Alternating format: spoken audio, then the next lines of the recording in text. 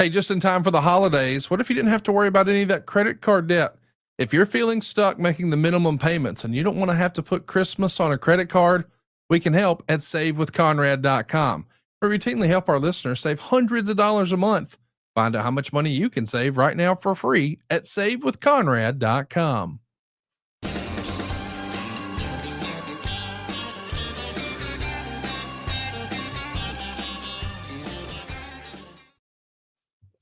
Hey, it's Conrad the Mortgage Guy, and you're listening to My World. And of course, we couldn't do it without the Hall of Famer, the greatest professional wrestler of all time, your friend and mine, Double J, Jeff Jarrett. Jeff, how are you, man? Oh, Connie's on the ones and twos. It never gets old, me watching your face as you hit the you kind of feel like Casio, don't you? But anyway, how we doing on My World recording day? Got in late last night, Connie. Appalachian Mountain Championship Wrestling. Appalachian, so it's AMW. It caught me off guard, like America's Most Wanted up in Eastern Kentucky last night, but came on in and ready to do a little recording today. We got all kinds of things in this day in history. Interesting weekend. I don't know if you got a chance. There was a lot of sports on this weekend. Yeah, there was Collision, there was WWE, and there was a Game 7 of World Series. I'm not so much a bat and ball guy as far as on the field, but damn, there was some drama in that. So anyhow, all good. Looking forward to the Vols basketball season coming up. So, wait, hang on now. Like your team, Alabama's a basketball school. I've heard it. I'd love to reach over in my box and click that up. Alabama, a basketball school. Wait, so, hang on. We do have an update from the University of Tennessee football program. Let's take a listen. Jeff, what happened? Y'all going to fire your coach? What's next? Oh, my. Hey, that coach firing, what a disaster. LSU, for you folks around the pond are not college football fans. These boosters get in there and Penn State fired. What are all the coaching carousel going on? But like, do they think they just grow these good coaches on trees? Like, I don't know. What a mess. LSU has, Penn State has, a couple other schools. So no. Auburn just yesterday as we're recording. There you go. Yeah. So I don't know, man. You can't win them all. Our defense laid an egg, but that's football. That's why they play the game. So, man, the America is football mad. What did I see the statistic the other day? 60-something straight nights of football. You don't even – I mean, Tuesday night football or Wednesday night football, I didn't even know existed, but it does now in college. So, all good, pal. We got some wrestling to talk about. I don't know, man. Hey, let's talk about Saturday night's main event. I don't know if you saw, but CM Punk is the new world champion. I think you called that last week here on the program. What do you – did you not? Did you go the other way? No, I did say Punk. I did. I thought you said Punk, yeah. Right, yeah. I think you're right. Did you get a chance to catch any of Saturday night's main event? Buddy, Saturday night, we were rapid fire texting, but that was one of many texts. I had an iPad, a phone, Cody's room, and the big screen. Collision on the big screen, Game 7 on my iPad. Phone was, God, that damn balls. They really turned her. Mm-hmm. What was the other thing that Cody was watching? The World Series. Game 7 of the World Series was on my iPad, but my phone was, but there were 4 things. So you had football, you had AEW Collision, you had Saturday night's main event, and you had the World Series. So Oklahoma was running it up in you. Yeah, I remember that part. There's another football game on too. I don't know. Cody was on fire. I'll just say that. No, that's it. There was 2 wrestlings on, Conrad. I knew there was 4 screens going on. Yes, 2 wrestling, football, World Series. So, I don't know that. Did you watch? You're not a baseball. Did you watch any of the World Series? I absolutely didn't miss a game and saw every pitch of Game 7. It was maybe the most fun World Series I've seen in a while. Okay, I didn't know that. I didn't know we were joking the other night. I thought. Oh no, I was all in. I had it on the big screen. I was ready to go. Yeah, I didn't have 4. You know, my living room. I've got 2 TVs in there. Yeah, I've got the frame gimmick, so I can get away with it, and my wife doesn't fuss. But it only really gets used in times like this. So I had the football game on one and the World Series on the other. And then I'll admit, I didn't know what time Saturday night's main event started. So by the time I started it, I had already missed Cody and the ladies match. So I had to go back and skim through that. I had already missed it. So I don't know if they started early. I'll be honest, I should know that, but I don't know if they pushed it back or what. But I thought, man, do you want to talk about tough competition? They did start early, and I questioned that, or more than that, Karen questioned that because she's like, "Where is this?" She thought it may be overseas because of the early start time, and then I looked, it's Salt Lake, so it really started early afternoon, or not early afternoon. Yeah, it was like a matinee out there. Yeah, interesting. We don't know why. I don't know why. I mean, I assume it's game 7, but I could be wrong. I know that they were not at a capacity crowd, and I know there was a lot of chatter about that online, that the show was not sold out. You know, they didn't have an ass every 18 inches. Do you read anything into that, Jeff? Well, the old ticket price situation and how the secondary market and all the metrics and levers, they're going to figure it out.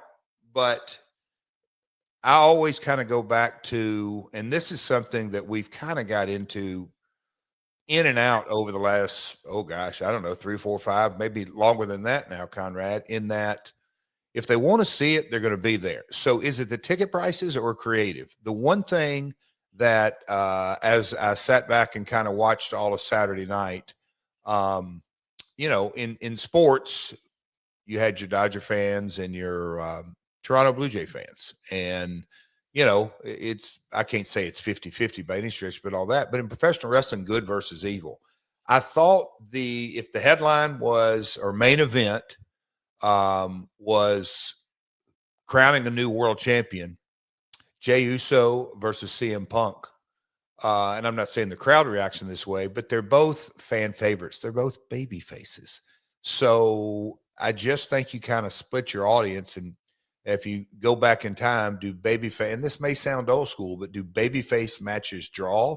I think you or somebody told me they had a strong week of, or we'll call it, I can't call it a walk up if it's the whole week, but you know, and there's some other shows that are like, so I don't think you can nail it all on the ticket prices. I think from a, and again, look where we're at, November. So we're 5-6 months off from Mania. The Cena thing is at the very, very top of the list when you have a legacy babyface like this. So should it have been expected? I don't know. Do you read much into it, Connie? What is your thoughts on that? I don't know, man. I don't think it's positive for WWE. I could be wrong, but I wonder how much of this year was just propped up on John Cena's farewell tour. So, and look, we're just spitballing here. Do you think, let's just say that Saturday night was kind of light or not? It wasn't a sellout. Wasn't a sellout. Do you lean more into, if I held a gun to your head, do you think it's more of ticket prices, or we'll call it marquee main event matches? I think it was creative. Okay. I mean, and you can argue both ways. It's probably a little of both. But yeah, the babyface main event match is hard to make money off of. Oh, and that's well, and respectfully, let's talk about this. Saturday night's main event has been back for a year, and they almost feel like the old Crown Jewel shows. They're inconsequential. Like nothing's going to happen. There's no big. It's not treated like a PLE.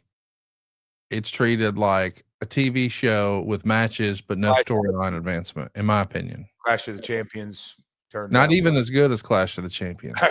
Okay.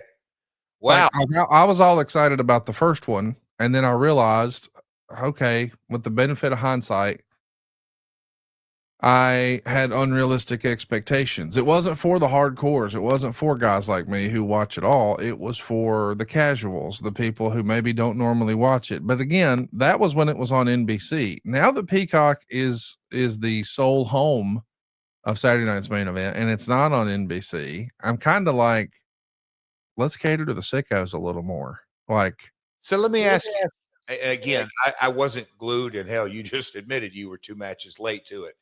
Did they Yeah. Did they lead into nostalgia at all during the program? They do. You know, they've got the red, white, and blue ropes. They've got the regular turnbuckles. They had the Saturday Night's Main Event logo front and center. Like On talent guys is really, I should have clarified that. Jesse the Body Ventura was not on this one. Okay. And in years past, he's not now. And none of the other nobody that from that era. Have they run through all the cameos, if you will? Feels like even if they have, I feel like that was a value add if it was on NBC. But if it's hidden away on Peacock, I just don't feel like people are going to, well, let me turn off the World Series and let me go to Peacock and watch Saturday night. It's not the same thing. So I think you have to change the approach to the show. And I didn't think there were any surprises for me. Like, as far as, I think everybody thought Punk was going to win that. And I know that was a response. I don't think you can even be really critical of that creative. And I know a lot of fans are online, but when Seth got hurt, you know, now you have to go to plan B, right? This is not something you would have ever planned for. You know what? I was just, in my history, Conrad, I've been accused, and rightly so, and I self-admitted, a crappy listener, but I just heard something come out of your mouth, and I obviously you meant it, but you said, you know, it's hidden away over on Peacock. Is that our reality, that it really is tucked away, hidden away? Not a well, I guess what I'm saying is, and I don't know the numbers of ESPN versus Peacock, but I don't know. I just was how that rolled off the tongue, hidden away on Peacock. Well, here's what I'm saying. If it's on NBC, I think there is a large audience that is just watching NBC or flipping the channels or whatever it may be. They're at least scrolling a channel guide. I'm with you 100%. But when you know, let's make a real estate example. So the main thoroughfare here in Huntsville, as you know, is Memorial Parkway. I used to have an office on Memorial Parkway, so I had a big sign and everybody could see me. And occasionally I'd get what we might call a walk-in. But by and large, people don't just stumble into a mortgage company and say, well, we're just here to look. It's not like a retail shop. So that's not really it. So a lot of professionals tuck into a really, you know, like an office center, you know, so it's just a bunch of commercial offices. And if you're there because, you know, it's like, it's an appointment. And I think people used to say appointment television. And I think that's what this is, except, you know, like, my point is, people could stumble onto the broadcast on NBC and be like, oh, look, there's Hacksaw Jim Duggan. Oh, look, there's Jimmy Hart. I remember that. This is just like it was when I was a kid. Nobody says that if they go find it on Peacock. Yeah, I'm with you, but my whole thought was Peacock paid good money. ESPN damn sure paid good. They're all kind of streamers. Do you put Peacock and ESPN app in one and the same? Well, and that they're both losing money. Yes. God, you're on fire today, pal. You came out. No, they're both losing money. I mean, I agree. I'm not disputing it at all. Hey, bud, are you struggling to switch off at night? Soul's out of office gummies help me relax, quiet my thoughts, and fall asleep naturally. It's just the right balance of CBD and THC to ease me into a restful night. You see, Soul is a wellness brand that believes feeling good should be fun and easy. Soul specializes in hemp-derived THC and CBD products that are delicious, and they're designed to help boost your mood and help you unwind. Their best-selling out-of-office gummies were designed specifically to provide a mild, relaxing buzz, but boost your mood, enhance your creativity, and even your relaxation.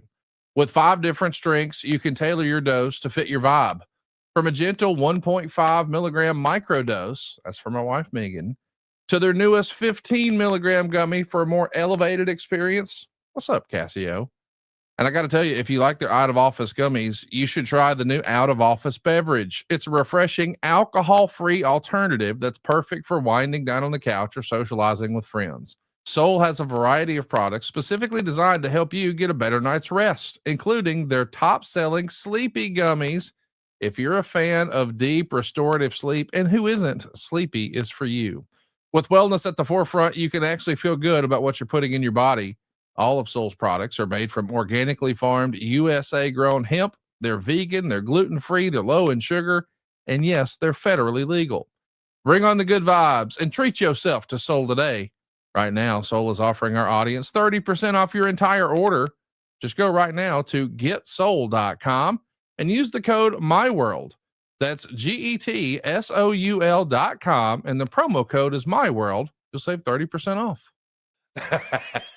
Lord, as we say in the South, bless their heart. Bless their pea picking heart.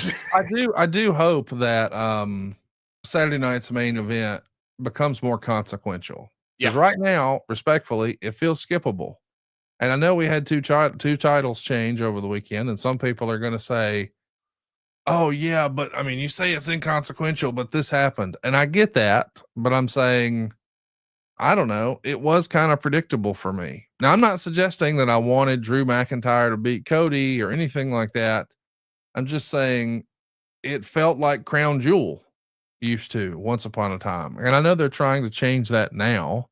It just didn't feel like anything can happen SummerSlam, Royal Rumble, WrestleMania vibe. It didn't feel special, but I have to admit, I had a viewing party at my house for the first Saturday night's main event a year ago. Had people over, grilled out. We were all excited. We were into the retro graphics and the retro music. But now that we've had a few of those, I feel like the new has worn off, if that makes sense. Well, and I think it goes without saying, context is king. Game 7. You can't compete, and that when you I felt so bad for everybody. It's when you say Game 7 and with the Dodgers, Jeff. I was going to say Ohtani. What a human interest story. It's yes, and heck, their entire roster is crazy. Oh, Mookie Betts is a Nashville boy, so shout out Mookie. But yeah, Game 7. Boy, it doesn't get any bigger stakes. Everything was on the line, so yeah, I think everything's going to take a back seat to Game 7. But was there a AAA show too? Like everything was running together. Was it a AAA show this weekend? Yes, because Ethan Page and Chelsea. Yes, that was on Sunday. Cody texts me while I'm at my independent show about that. But it's just the thing. I'm just like, Jesus, I'm a big Lucha fan, and I had no idea the show was going on. So. Well, we're going to talk about some Lucha on today's show. We're going to be talking a lot about the big anniversaries this week, because this is one of the more consequential news weeks in the history of professional wrestling. Before we do, we sort of mentioned Full Gear earlier. They are going to be in Newark, New Jersey, November 22nd. Tickets are on sale now at AEWTIX.com. They've already announced it's Hangman Adam Page and Samoa Joe in a rematch for the AEW World Title. Man, I think we were both huge Hangman Adam Page fans, and I know we're both Samoa Joe fans. I like that they're kind of building a badass trilogy of matches. Like, this is going to be, it's a good story. I like Hangman and Samoa Joe, and I really enjoyed the reveal with Tony Schiavone last week, Under the Hood. What'd you think of that, Jeff? Creative.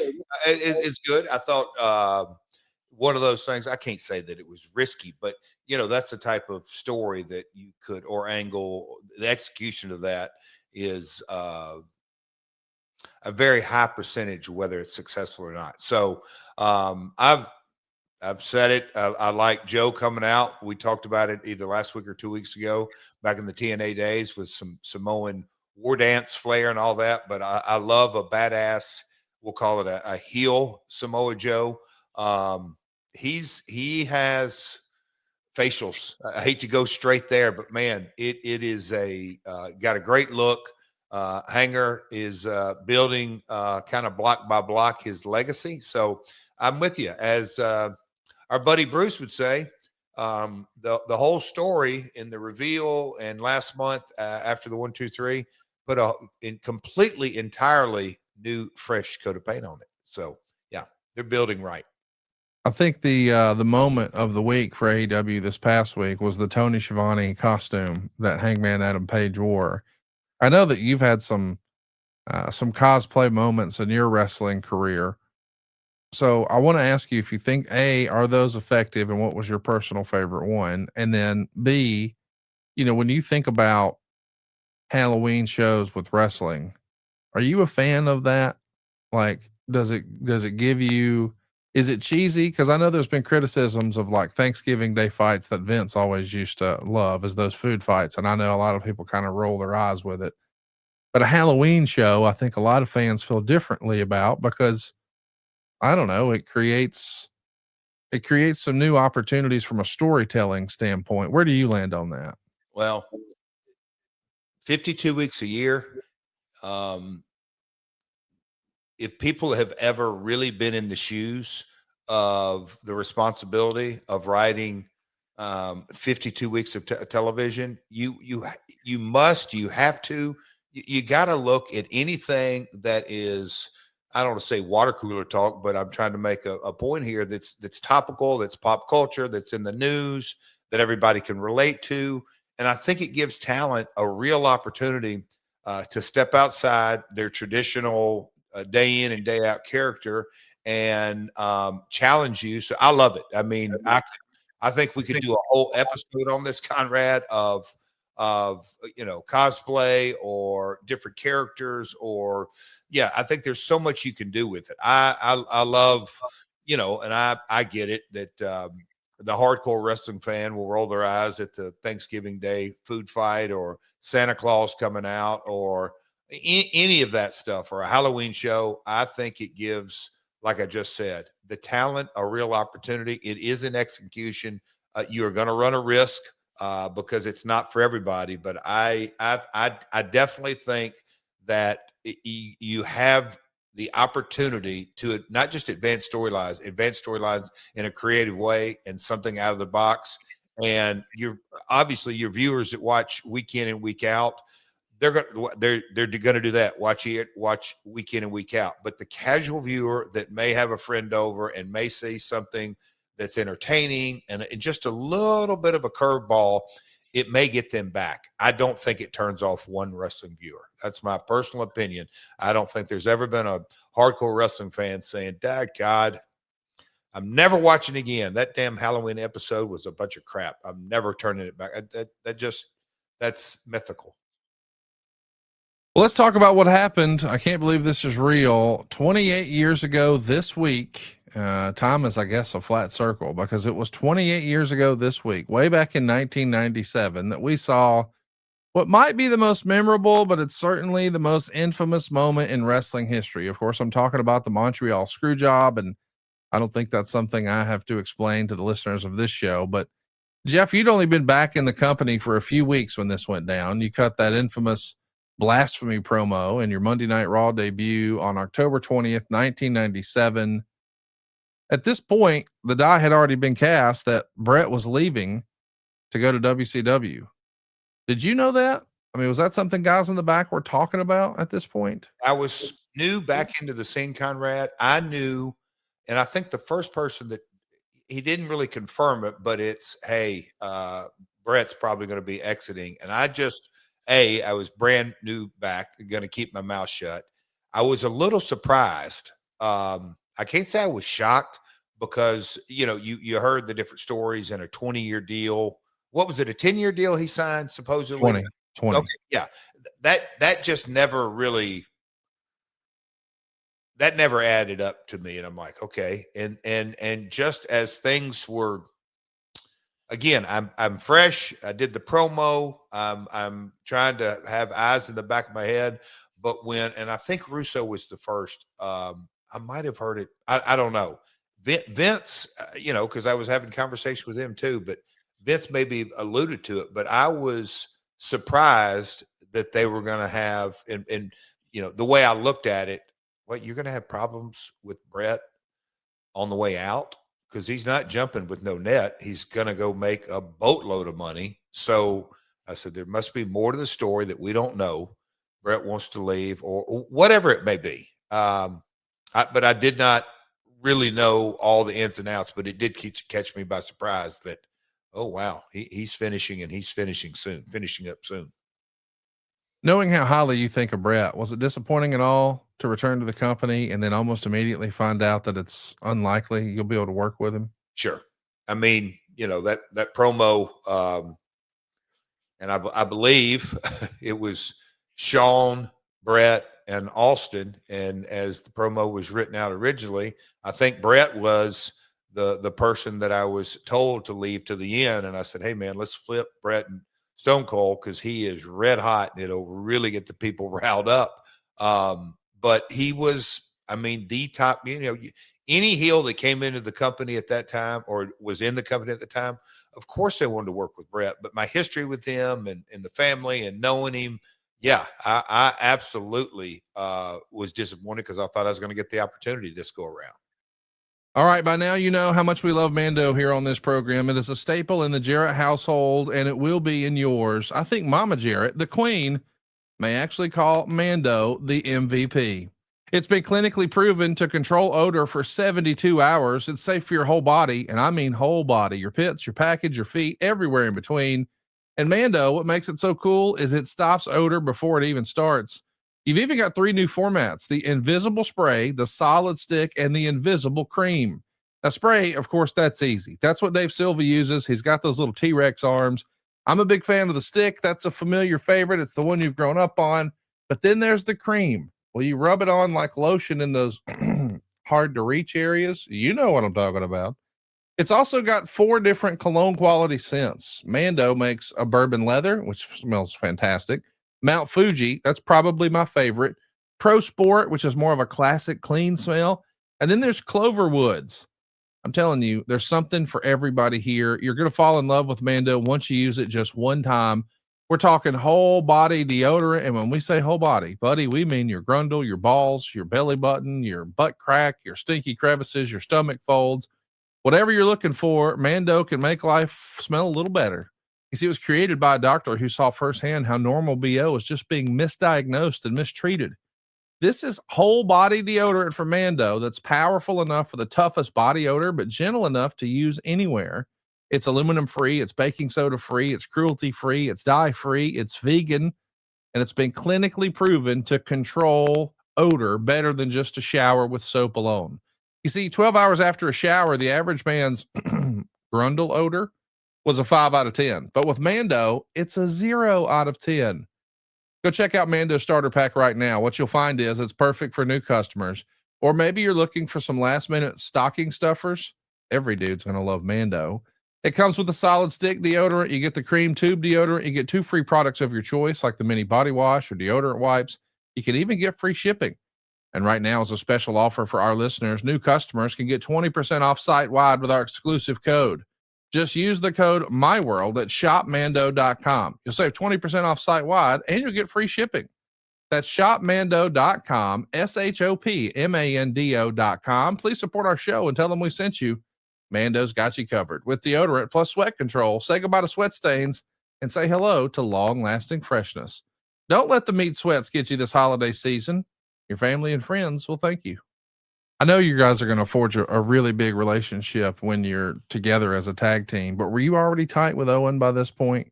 October 97? Yeah, we were. I mean, and we've said that. Like when we met each other the very first time in Memphis for the USWA shows, it was, I don't know, close to the same age. Obviously this is prior to either one of us having kids, but just kind of I've said it. If you're the son of a wrestling promoter, there are so many things that you almost don't even have to say, but this guy has lived it, breathed it, done it. Again, Owen is a few years older than me. So when we first met, I'd really been to Japan a couple of trips, Puerto Rico a couple of trips, Texas for that run. But, Owen at this point had done Germany, Japan, Mexico. He'd really built his name.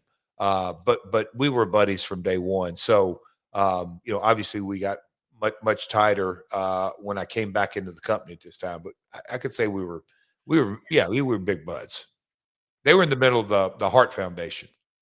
And so when we think about Survivor Series 97, of course, we all know it's called the Montreal Screwjob because it was in Montreal. You're not wrestling on that card. Are you in the building that night? I am, because when Ottawa was Raw, but I remember, I'm pretty sure travel booked it that way, that the Montreal airport was much more economical than Ottawa. And so everybody flew in and out. But I remember flying in and, at the event, and just was like, oh, it was eerie when it all went down.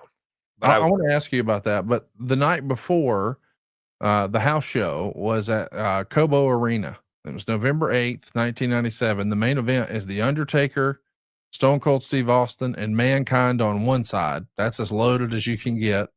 And on the other side, the WWF champion, Bret Hart, teaming with the British Bulldog, Davey Boy Smith, and Jim Neidhart. So it's a 6-man. That's going to be Bret's last match before the Montreal Screwjob match with Shawn Michaels in the WWF. You were not at Cobo. You flew from Nashville to Montreal to drive over to Ottawa, right? Yeah. So tell me about the day of the event. Like, you're at Survivor Series. You don't think you're working, but do you just show up and have all your bag and your gear anyway, just in case? Is that like wrestler protocol, best practice? And I tried to rack my brain on specifics while I was there. I feel like travel and flights, but I believe creative services, like my tights. It was because I literally was just, as you said, just getting back into the company. I'm You trying haven't even wrestled a match yet, I don't think. No, I don't. I believe that's true. I believe that's accurate. So I feel like creative services. I don't know I don't recall exactly why I was there. I feel like something along creative services. So you're there, and what's the tone and tenor backstage that day in Montreal? Did you know that they were filming a documentary? Nope, didn't know that. And look, and I'll sound, I shouldn't say old school, but just times are different. But there was, you were going to watch the show, get your business done. Obviously, the buzz, if you will, that I didn't have any discussions, because that was just, I don't say just my upbringing. Just, hey man, I'm going to keep my mouth shut. I don't know what's about to go down. I had no idea what would transpire, but it was, I can't say it's just another day at the office, but in a way, it's another show. And the business was super hot. Was it sold out that night or close to? I feel like it was, the business was rocking. And so I remember sitting down, watching a match. The guys backstage really would, if you weren't on the show, you there was a talent viewing area, and you watched the show, and we're engaged in it to watch it, not just from a support, but it's what we do. You are correct. Survivor Series that night was a sellout. 20,593 fans packed into the Molson Center in Montreal. It went down on November 9th. I think it's curious that you didn't know that they were doing a documentary. Like, just the idea that there are cameramen backstage, I guess that doesn't feel unusual, because you would assume, well, they work here. They're WWF cameramen. Yeah. And I was new, quasi new coming back involved. I didn't know all the faces and names. I mean, a professional wrestling show of that scale, the amount of production personnel, both local and road guys, it's 100, 120. I mean, it can be well over 100. So it's a lot of faces. It's oftentimes, I think the old phrase that we've heard before as wrestling fans is, telephone, telegram, tell a wrestler. Was there a lot of buzz or discussion at all about the finish of this match? I mean, is anybody talking about any of that at all? See, and every time this has been brought up, just because I think, me being very aware that I pissed Stone Cold off, knew back in, I knew what I had just come from. And when I say that, WCW and the corporate and the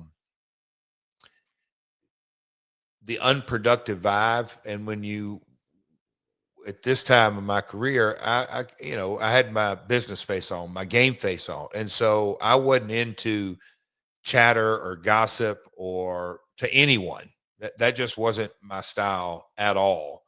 And although, you know, me and Sean go way back and me and Brett go way back in different camps, and you referenced the Doc, which I had no clue, and Owen, you know, on game day, it's, you know, it's not my lane, and it's unprofessional, and it's not who I am. Hey man, let me pull you aside. I got to ask you a few questions. Can you tell me really what's going on? You know, that wasn't what happened. That wasn't me. You know, but I did want to watch the main event and see how it went. Well, I know that sometimes if there's a rumor, if there's gossip, you don't have to go solicit it. It just gets dropped off at your front door, Amazon Prime style. And I wasn't sure if that happened. So it's interesting to hear that wasn't happening that day. Are you in the building when the main event? Yeah, not to me. Right.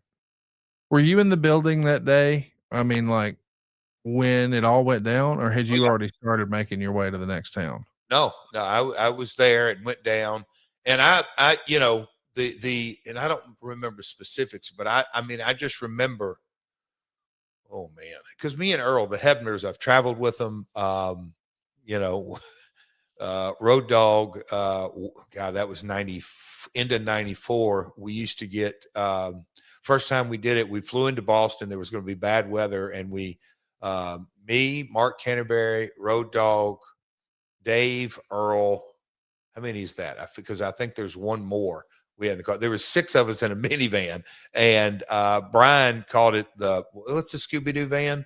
Mystery Machine. Mystery Machine. But anyway, I've made a lot of trips with the Hebners, but when it all went down, and I just went like, oh, well, that's a conversation I'm going to have with Earl in due time, at the right time. And I kind of felt bad for him. Obviously, on the one hand, I said, okay, he was instructed to do that. You know, Conrad, at the end of the day, I just went, okay, there was a difference in opinion, and this is Vince McMahon's solution. And, you know, the tents and the spitting and Sean walking back through there, and Vince just kind of stood there, and just all of it was surreal. And I'd be lying if I didn't tell you going, okay, this feels different, but how much is a work and how much is a shoot? That's where I was getting to. I feel like part of you, the old school you, had to assume this was a work, right? Shades of it. And again, different instances. Let me just try to think of an example. Like when you're tag partners with Lawler in Kennett, Missouri, and you go to the ring and you've been in the dressing room with him, watching him play cards, and I get dressed early and I'm going to the picture table and come back in, and first match, second match, third match. Oh, I'm going to go back to the picture table, come back. Lawler's still sitting over in the corner, and you can plug and play whoever it may be. He's still sitting there playing cards, not dressed. He's in his, back in those days, maybe the Zubaz and a t-shirt and, you know, tennis shoes or whatever, and he's still not dressed. And he used to crack up at me because I'd slide by and say, Jerry, we're up next. I got it. I said, no, like, we're up next. He said, is there an intermission? I said, yeah, I think Eddie wants to take a short intermission. Okay. So my point I'm saying, and I'm going a long way around, is that I had been around Lawler many a night, right beside him, talk to him and all this, go to the ring. He's a baby face, and he would have ridden up with some guy from Memphis that I had no idea. And Lawler could get into an argument, and I'm going, this son of a bitch is pissed off at this guy. And you know, so when you're really right a good worker can convince anybody. I'll say that. And the old adage, the easiest guys to work are the boys. There's validity to that too. So Conrad, when it all went down, I'm like, all right, this is good, but where are the lines completely blurred? Like what's real and what's scripted? So a lot of it went round and round in my brain. I just wasn't real sure. The thing that I kind of landed on for sure is, okay, Vince wanted back the title tonight, and this is the solution. End of story. Now, what was it supposed? What was and wasn't supposed to happen? Who knows? All right, guys, love talking about Brunt. And I got to tell you, if you're like Jeff and every now and again, you know, you got to put on a 5-star match, you need your working boots. Well, Brunt was made for the working man in his working boots. Choose your working boots used to mean you had to pick between sacrificing comfort or durability. You know what I'm talking about. If the boots felt good, well, they didn't last. And if they lasted, well, they just wreck your feet. Well, Brunt thought that was a bunch of BS. So they built tough work boots that feel great from day one. No break-in period, no sore feet. People out there doing the real work shouldn't have to choose between comfort and durability. The founder is a fellow named Eric Gerard, and he grew up blue collar, and that's the guy who started Brunt Workwear. He did it because his friends in the trades kept telling him, hey, these big brands, man, they're not listening to us. We're doing the same thing we've always done for the last 100 years. These big brands have sold out and become fashion brands. Well, his buddies encouraged Eric, let's go start a new brand that's made with us, the working guys, in mind. And that's why all the Brunt products are named after the friends he grew up with. These are real hardworking tradesmen. And I got to tell you, I wasn't sure what to expect, but when I pulled them on, it didn't feel like any other kind of work boot I've ever worn before. They feel comfortable right out of the box. There's no long and painful break-in period. You just slide them on and it's like, hey man, I feel like I could go play basketball in these. Brunt is the real deal. I cannot brag about this enough. I encourage you to go check it out. And I'm talking to you if you're rocking work boots. They've got something for everybody. A full range of high performance gear built for tough jobs, not just the boots, but you can also get the work pants. You can get the weather resistant jackets. They've got all these great durable designs from Brunt that take care of the guys on the job site, especially this time of year. And by the way, I want to mention this makes a great gift. You see, Brunt stands behind what they make. You can wear them to work, and if they're not right for you, send them back. So if you're thinking about gifting this to someone, this is a no risk gift. They're going to get something they love. They guarantee it. With temperatures dropping and the holidays coming up, it's time to treat yourself or the hardworking man in your life to some real comfort. Skip the throwaway gifts and get him something built to last. I'm talking about Brunt Workwear. Our listeners right now can get $10 off their entire order with the code MyWorld at checkout. That's bruntworkwear.com and use the code MyWorld. Order today and let them know you heard us here on the show bragging about bruntworkwear.com. And that promo code again is MyWorld.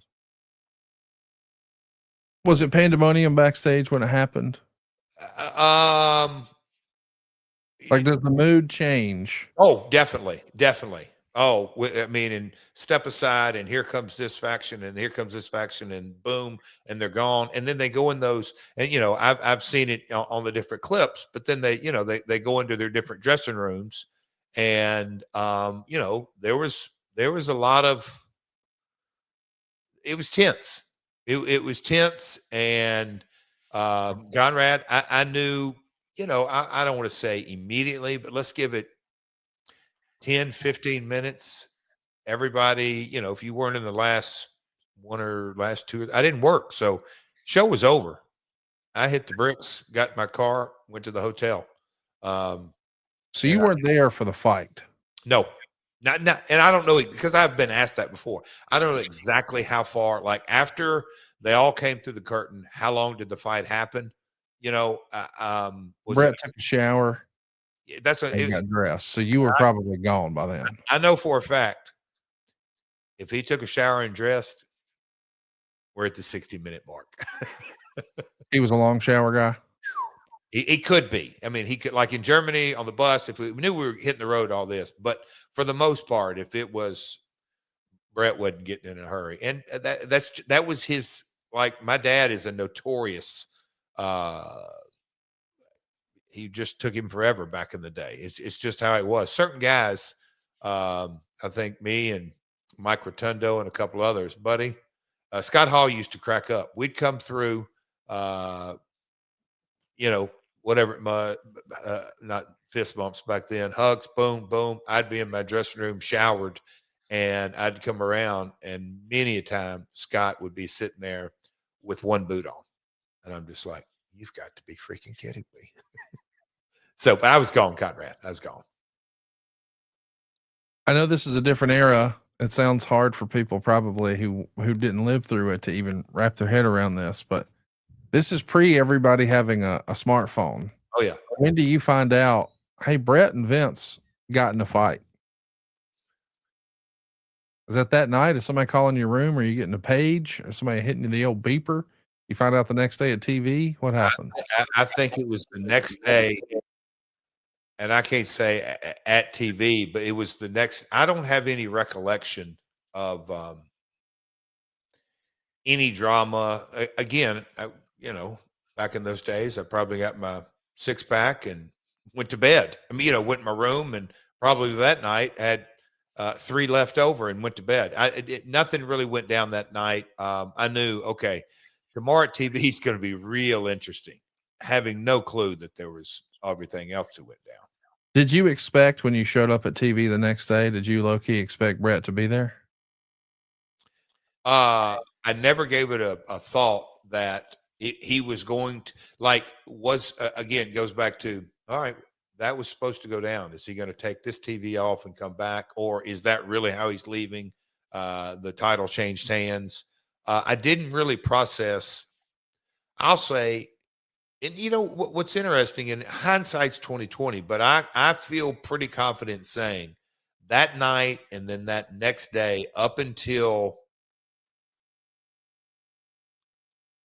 that afternoon, and I'm trying to think when, I guess you could say that, okay, Vince has got a shiner. We're going in a different direction. I'm trying to think how he said he had to do what he had to do and all that. Then I went, okay, this is a monster storyline, turning point, title switch, controversial, one for the ages. I don't think I processed that as anything. If you would ask me, hey, Jeff, will you be talking about this in 30 years? I would have said no. Not till the next day.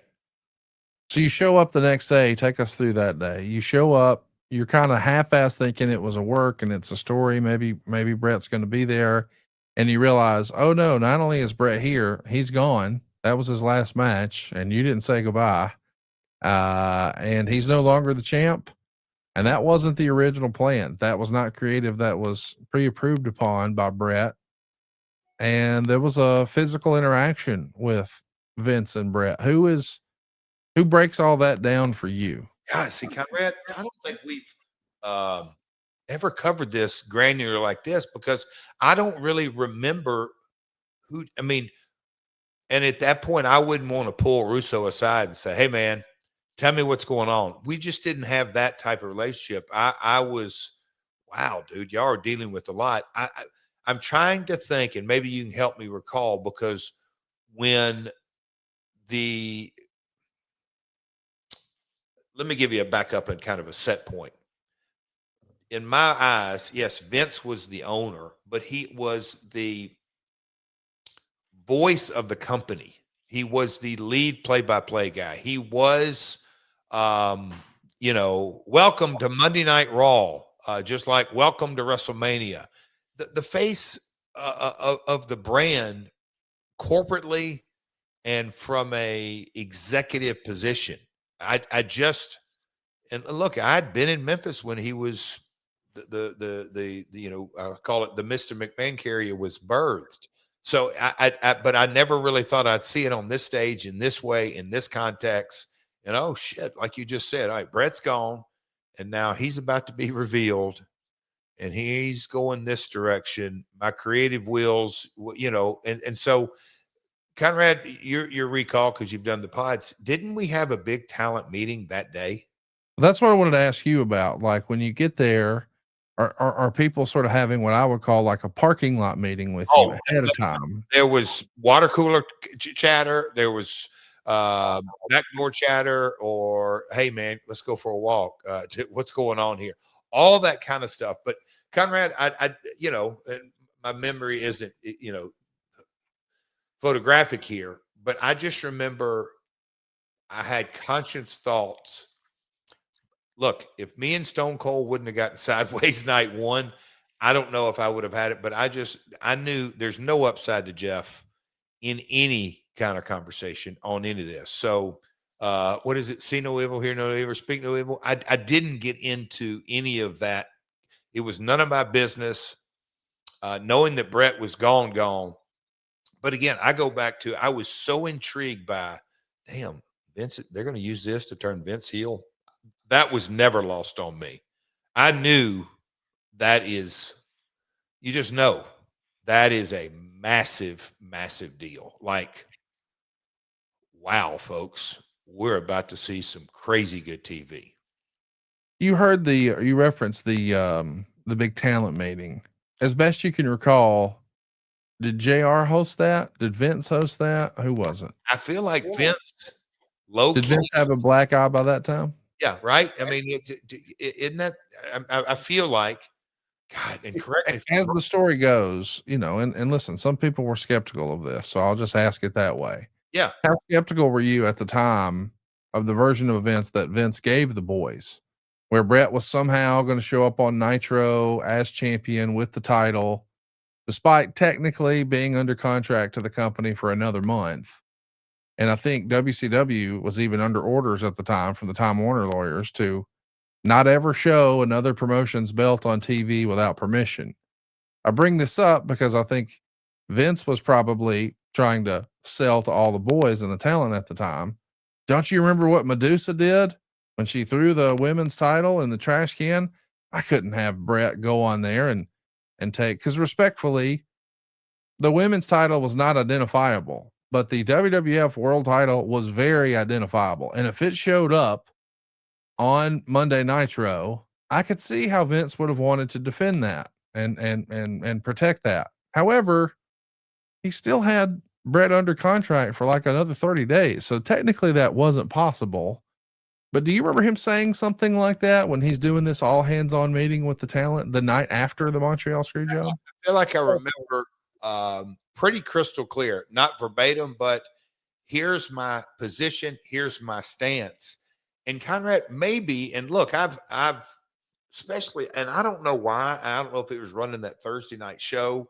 I some promoter thoughts, good and bad. I don't know. I got a baseball situation going on that I'm working with.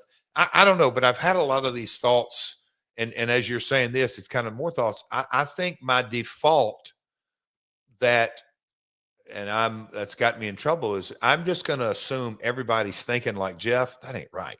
But the way Jeff was thinking is, hey, Vince, this is your company.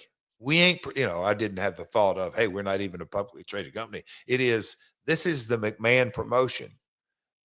So I don't really give a shit what the story is. I'm here to work and I signed a contract, and whatever went down, I trust that you think this is the best thing for the business. So let's go.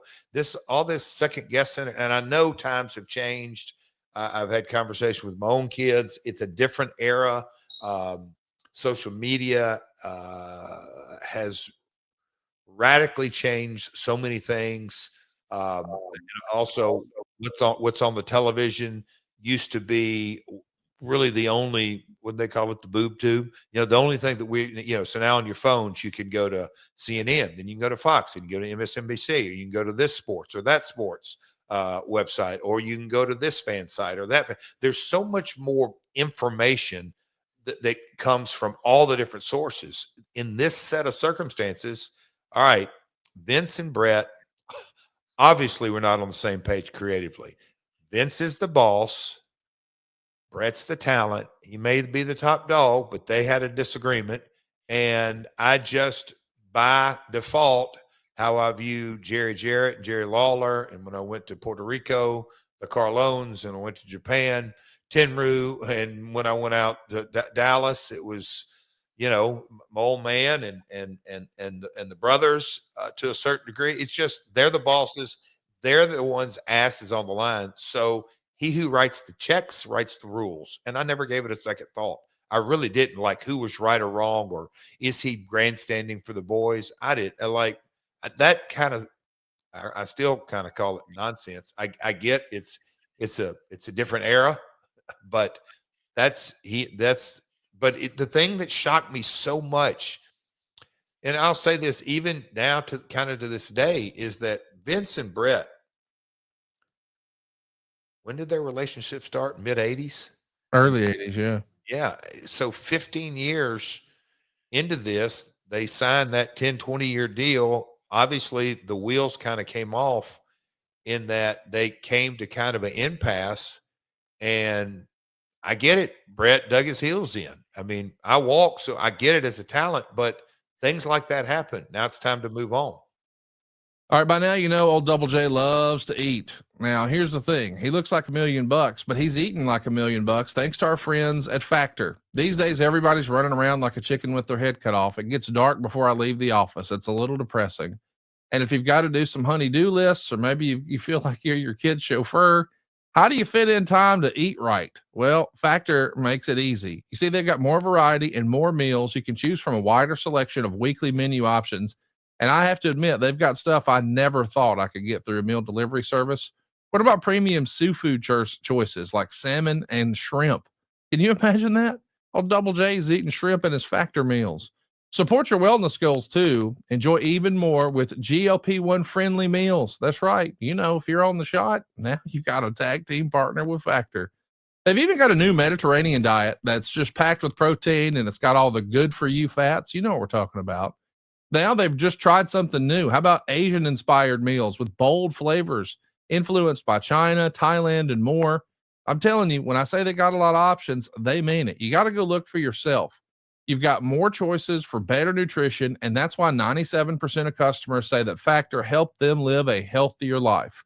Feel the difference no matter your routine. Eat smart at factormeals.com/myworld50off and use the code myworld50off to get 50% off your first box plus free breakfast for a year. That's code myworld50off at factormeals.com for 50% off your first box plus free breakfast for a year. Get delicious, ready to eat meals delivered with Factor. Offer only valid for new Factor customers with code and qualifying renewing subscription purchase. Go right now to factormeals.com/myworld50off and the promo code is myworld50off. Hey, just in time for the holidays, what if you didn't have to worry about any of that credit card debt? If you're feeling stuck making the minimum payments and you don't want to have to put Christmas on a credit card, we can help at savewithconrad.com. We routinely help our listeners save hundreds of dollars a month. Find out how much money you can save right now for free at savewithconrad.com. Do you think the level of trust in Vince among the boys went down? I mean, we've heard from guys like Mick Foley and obviously Rick Rude. You know, we know how they felt about it, but that wasn't your position at all. You didn't feel like there needed to be a certain amount of trust between the promoter and the talent, or do you think that's not even possible in pro wrestling, just a function of the business? Like, I'm paying you to do a job, and if you want to do it, great, I'll pay you. If you don't want to do it, leave. Okay. Sometimes there's some gray area on the exiting of the company, but at the end of the day, if you don't like what the boss is doing, take your own money and go start your own wrestling company. That I guess that's really the black and white of the thought. So the like, oh, I don't trust Vince anymore. I think you could almost finish that line and or any less or any more. It's the check's cleared and it's his ball. Brett had been with the company for about 13 years at that point. He started in 1984. And, you know, we've all had plenty of time to think about this and break it up and cuss and discuss it. And listen, I think we've talked about it on all of my podcasts in long form. Now, finally, my world. But now that you know more of the actual facts, Jeff, do you have an answer as to what you would do if I was to ask you what you would do if you were in Vince's shoes? Did you ever talk about that with your dad? Like hypothetically, if Vince had, and this is a crazy question I'm going to pose here. If Vince had gone to prison and on the whole steroid trial thing, and your dad was running the promotion and he had to have that heart to heart with the top guy, his world champion, who'd been with him like 13 years, like Brett had. That happened September 22nd, 1997 in Madison Square Garden. Hey, I can't honor your contract. I'll allow you to November 1st to see if you can get your old deal back with WCW. He does. So now you know for sure, and because of the rise of the internet, everyone at home knows for sure that Brett is leaving your promotion. Your world champion is leaving and he's going to the competition. On the one hand, this controversy allowed this pay-per-view to feel like an even bigger deal, because a lot of times if it's the main event and it feels like it's a foregone conclusion, maybe there's not as much interest there. But we just referenced it's sold out. He's one of your hottest heels here in Canada. He's one of your hottest baby faces. And now he's leaving. If you had it to do, if this was your choice, not Vince's choice, but your choice, and maybe even secondarily to that, it's your dad's decision. Because there was a time in an alternate universe of a timeline where it could have been your dad's decision. How would you have handled it? And did you ever discuss it with your dad? What do you think your dad would have done? Guy kind of only you. Okay. Look, this is going to be so off the top of my head, but it won't get reported this way if it gets reported. But I mean, so what?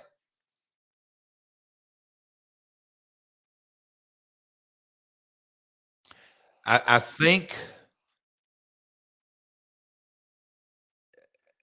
what would William? Okay, so I want to make sure that I don't say we're playing the hypotheticals. We're playing factual.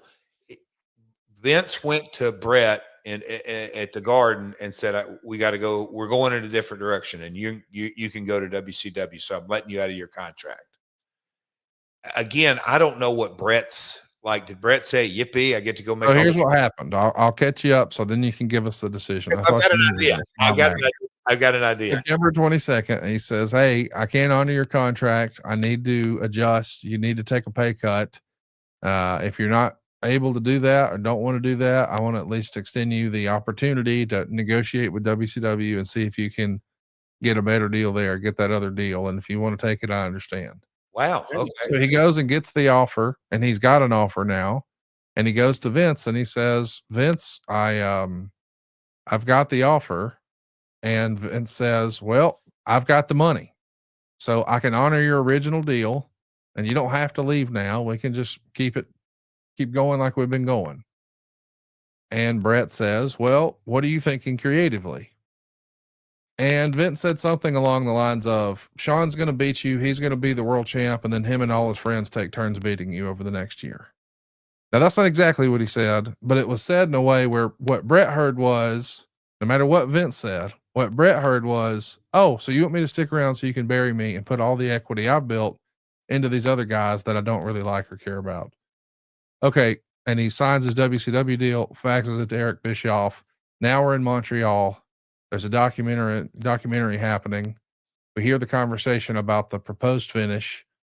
And then we find out that Triple H and Jim Cornette and Vince Russo and all these other people had sort of figured out what was going to happen, including Jerry Briscoe.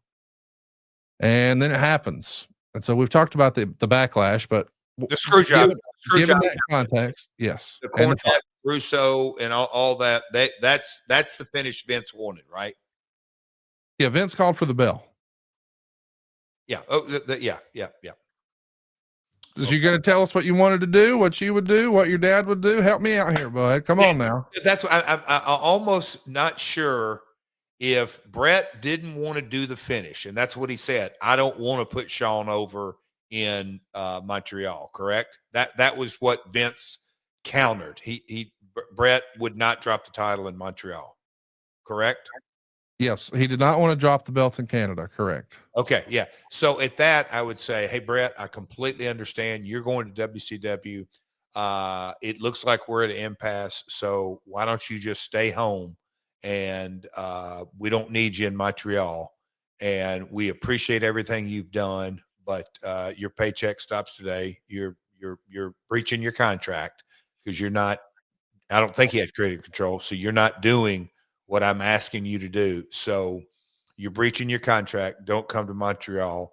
We're going to create a hell of a show here tonight at the Survivor Series, and whatever creative whatever it is, Sean and So you wouldn't have delivered on the advertised main event. That's your answer. Yes, correct. And you would have let him just go to Nitro because he's breached it now. He's fired with the world title because he's got it in his physical possession. No, he'd have breached and I'd have got in litigation with him.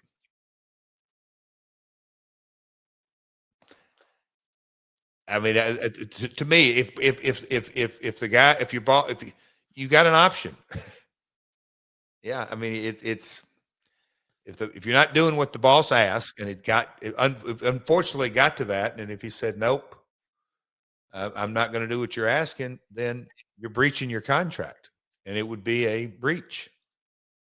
But if you failed to deliver on the advertised main event to a sold out crowd in Canada, and I just want to give context here, we're 6 weeks away from the biggest WCW pay-per-view of all time, Sting and Hulk Hogan at Starrcade 97. You're sucking hind teat. WCW's firmly in first place, and you're going to not have him lose and just sue him and tie him up legally? You're not sucking hind teat if you're selling out and you're looking at Austin merch and you're looking at the rest of your talent and Mankind and Taker and the whole machine rolling. You go, you know what? I might not come back to Montreal in the next year, but I'm going to move on down the road from this situation. What would your dad have done? Did you ever have that hypothetical discussion with him? That's what I believe he would have done. What would Jeff have done? Put your TNA promoter hat on. I would have probably, and I don't know what was Brett going to agree to drop to Sean at any time? He wasn't. So I can't believe you don't know all this story because wrestling fans have been worn out by it.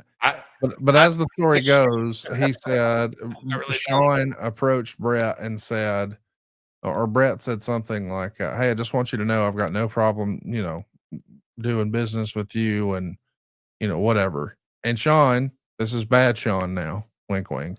He said something along the lines of, "Well, I'm glad to hear that because I wouldn't do the same for you." Just straight up, I'm not going to do it. And so then Brett says, "No, I'm not listening to him." But Brett was joking. "Hey, I'll put over anybody else. I mean, I can go on Raw the next night and just forfeit the title and say goodbye."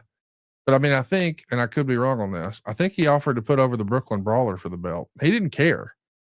I'm not going to lose to Sean. It'd become a personal issue with him and Sean at that point. Then figure out the transition champ. That's definitely what I would have done. As a reminder, let me just throw this out at you. Okay. They had been doing 3-way matches on the house show loop with Brett, Sean, and The Undertaker. Put it on Taker.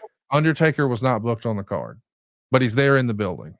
Yep. So you could very easily made it a 3-way, have some sort of pre-show thing, have The Undertaker get in, and The Undertaker is the guy who pins Brett. And maybe it's with some sort of interference from DX or whatever you want to do, but that's the solution.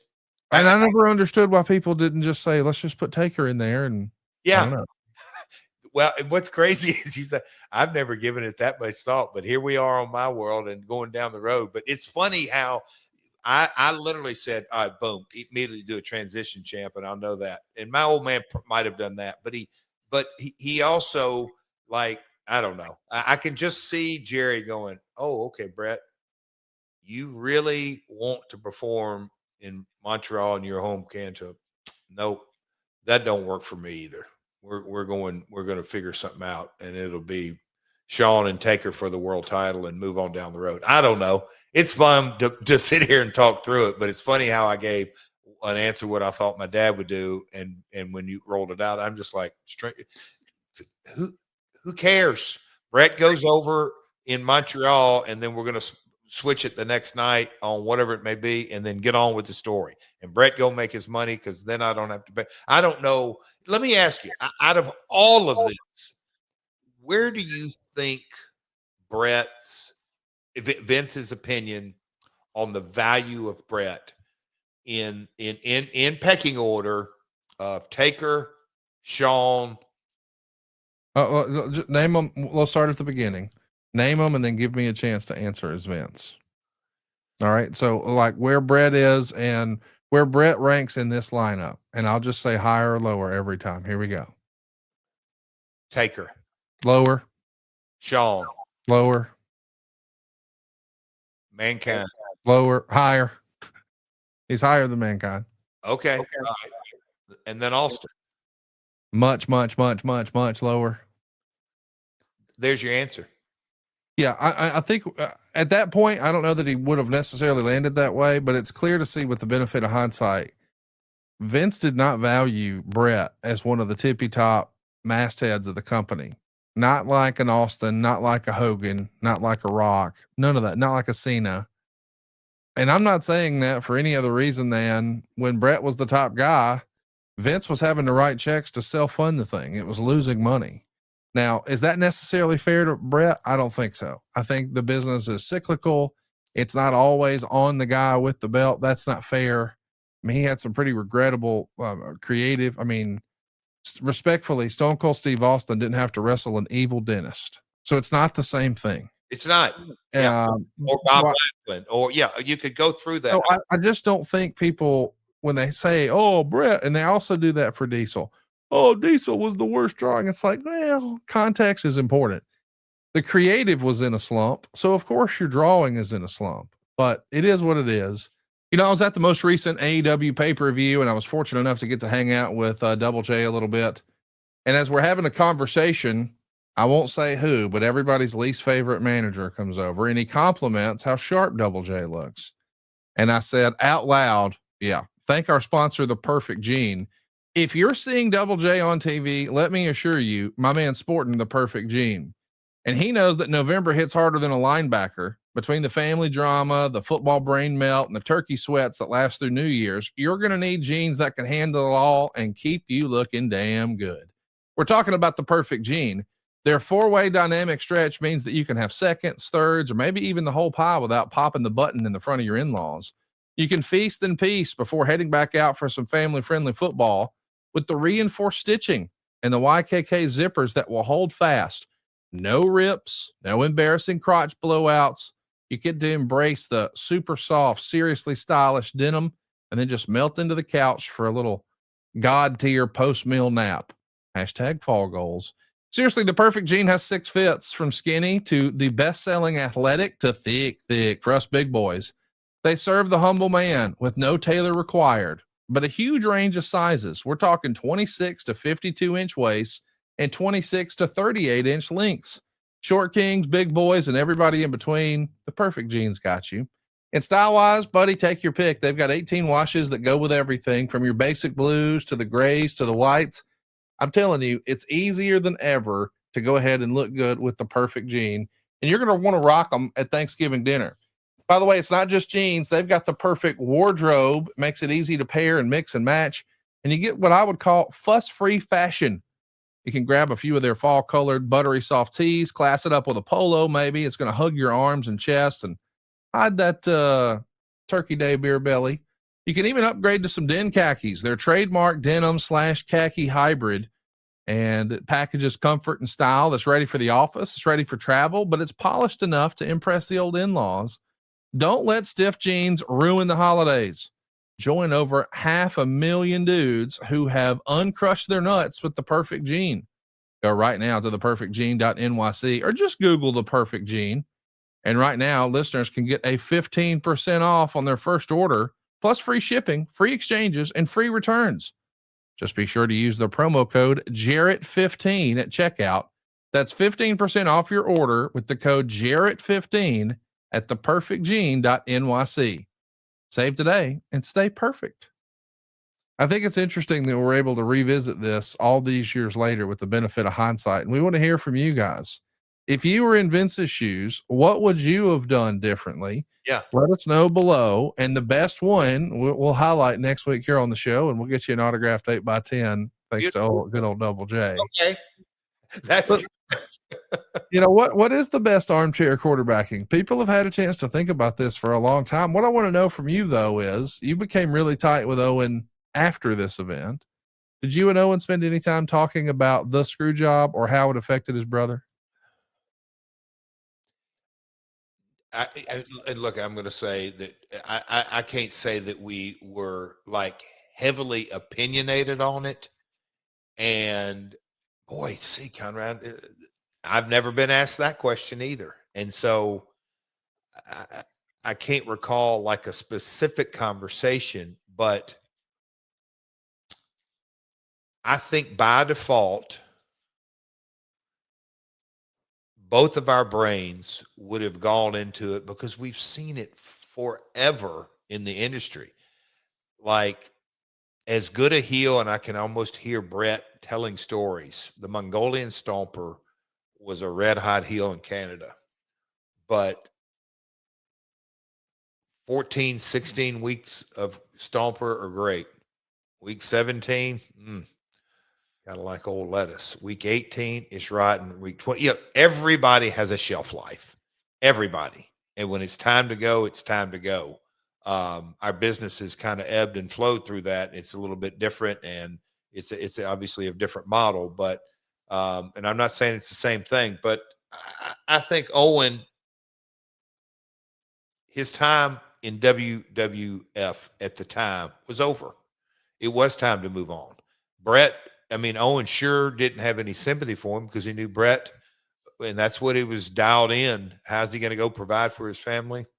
He was providing for his family. And we did joke about the schedule because it just wasn't the same. You know, Owen still, I mean, at Calgary to the States every week was a grind. And Brett was doing the nitros and then get to go back home. So we did have different conversations about WCW schedule versus WWF schedule. But no, that was,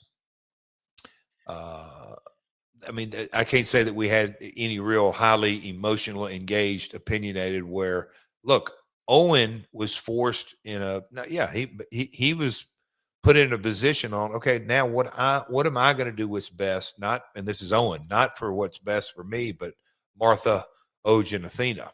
He had to look that down, and obviously, all that contractual stuff got figured out, and he was happy. Did you ever talk to Brett? I know you've always been friendly with Brett in the years since Montreal. And I know we had discussions about hypothetically, was he ever a consideration to bring into TNA for not in ring, but anything else? Did you ever talk to Brett about the Montreal Screwjob? Never. I mean, no, because if we would have, it had been those Australian times, those trips, which would have been the most recent 2001. So that would have been, you know, not that many. But even when I went to WCW and I was down there and working, and you know, but when I went in, came back in October of '99, Brett there and NWO and the different stuff we did. No, we didn't get into any of that. It wasn't. It was the past. It's you know. And here's another thing. Question to you: is the Montreal Screwjob the first major story to take place in the era of the internet that really had multiple opinions? Yes.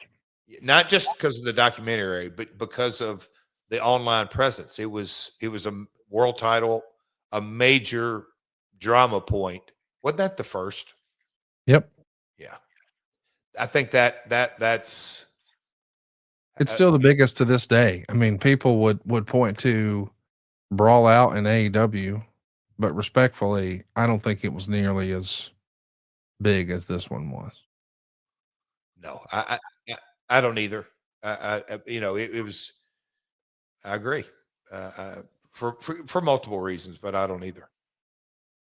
I Interesting. do want to ask, when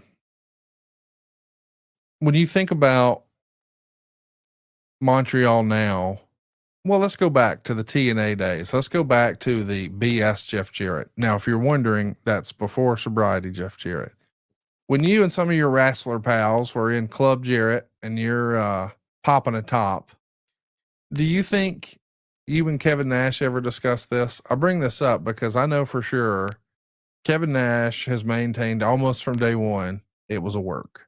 That's his opinion. It was a work. Did you ever discuss this with Big Sexy? If I did, it'd been very briefly because we've had conversations about the NFL being a work, on, you know, or not just the NFL, pro sports, follow the money, all those kind of conversations. You know, the NFL champions, go back and look at history, the timing of it all. You know, so I can see me and Kev late at night going right down that rabbit hole of, but where was it all a work? And if it was, who all was in on it? And I think who all is in on it is where it gets blurry. Like, I don't know. I mean, like, I'd love to ask Kevin that, because that's where I don't know. I don't really, I certainly don't lose sleep over it or really care that much about it. But if you're asking me a question, okay, if it was all to work, all right, they all knew this finish, like every one of them, and the referee. And okay, if the referee knew and this and that, all right, Kevin Dunn and the truck, and all right, we got to follow him. He's going to throw a monitor, so make sure you have that shot. And we got to just, I don't know. I mean, Conrad, it's funny. We are literally talking about this. Is it, what is this? The 28 years later. Yeah. 28 year this week in professional wrestling history. 28 years later, we're talking about it. So Big Kev still says, or he's only ever said it's a work. Yeah. I didn't even really know that. Yeah, he's always maintained it was work because, again, as the old cliche goes, follow the money. Out of this, the Mr. McMahon character was created. The Attitude Era is born. And the Stone Cold Steve Austin, Mr. McMahon feud is really what turned the tide in the Monday Night War. And then on the other channel, Bret Hart gets his biggest deal in wrestling history. So Bret Hart's making more money. Vince is making more money. The WWE's making more money. It feels like a satisfactory result that checked every box. And how do you argue that against that? You can't. It's very, sometimes it just works out that way. It's not actually the plan. Right. Yeah. It's interesting. We want to know from you guys. What do you think? What would you have done if you were Vince? And do you think it's a work? I don't think it's a work. I think it's been pretty well established at this point that it's not a work, but you can't argue that. You don't think at all? Mm-mm. Like Bret really thought they were going to get out of the match? It was supposed to be a DQ. Yeah. So was it? Okay. Yeah. Yeah. So Owen and Davey and others were supposed to run in and it'd be a schmoz finish. Just a DQ. Everybody's interfering. And so they're standing in gorilla when all of a sudden the bell rings and they play Sean's music. And I guess as the story goes, Davey turns to Bret, or Davey turns to Owen and says, "They fucked him." And everybody knew what was what. Oh, life, the business. Have you ever found yourself in a spot like that as a promoter where the champ doesn't want to do business? He doesn't want to put somebody over. He doesn't want to drop the title. Because I think your dad had that in Memphis, right? Didn't one of it wasn't the world title or his top belt, but didn't he have somebody in the lower middle card who said, "Nah, I ain't coming back. He owes me money," and he just kept the belt? I'm sure. I mean, it's kind of a age-old adage. Yes, stuff like that happens. Yeah, I don't. Nothing really recalls. There's always a solution. There's always a way around it. It's. I mean, heck, let him have the belt, then go sue him for it and make you a new belt. I mean, there's so many creative solutions. It's interesting. You know what's interesting is I think it was a missed opportunity by WCW. Because technically, and you probably know this, WWE, WWF at the time, of course, did not own the Winged Eagle design. Now they own the WWF logo, but if WCW would have picked up the phone and called Reggie Parks and said, "Hey, make another Winged Eagle belt," and you have Bret walk out on Nitro with a Winged Eagle belt with no logos on it, would fans even notice that little detail? Nor care. Yeah. Damn, Conrad. See, that is like business talk, that missed opportunity. Like, yeah, because now you've got a real world champion. Yeah. If he still interferes in the screw job, if they still do the silly creative mimicking the screw job at Starrcade, but now you have Bret with a version of the Winged Eagle belt with no logos on it. Now it feels like he really is here to stop it from happening, and he can cut a promo. I didn't lose the belt. These fans know I didn't lose the belt. And everybody in New York knows I didn't lose the belt. And I'm here to challenge you, Hulk Hogan. Just do the real world champion thing again. That could have been a home run. Grand slam. Yeah. I mean, yeah. Let me ask you. I'm sure you've asked Eric, because everybody, you said podcast. What was Eric's response to watching it? He thought it was a great opportunity, thought controversy created cash. That's when he hired, if you recall, that's when he hired Rick Rude. So Rick Rude comes over and he knows that Raw's already been taped with Rude wearing a beard. So he has Rude shave the beard off. So now he's just got a mustache. So Rude's on both channels, one with a beard and one with just a mustache. And they're all on TV waving their little handheld Canadian flags, talking tongue in cheek about who's coming. It was a nice way to spike the ball. But Eric said at no point did he ever have any interest in the belt being on the show. Because, you know, that was clearly a legal issue that Turner Legal was handling with Medusa. Don't touch it. Before. But I think the workaround is if you get some sort of a release from Reggie Park's company saying, hey, on letterhead, no, I own the design. And here's how I can prove it. They own the WWF logo, but if we make another belt without those logos on there, ta-da. Because he sold those belts to fans. Like you could, as a fan, there were fans in 1997 who had a Winged Eagle belt with no logos, like a real one. So you could have just found one from a fan and wore it on Nitro the next day, and nobody can say shit. That's funny. I mean, if Eric Bischoff shows up on Nitro the next day with a Winged Eagle belt over his shoulder with no logos, he's not here, but the belt is, and you know what that means.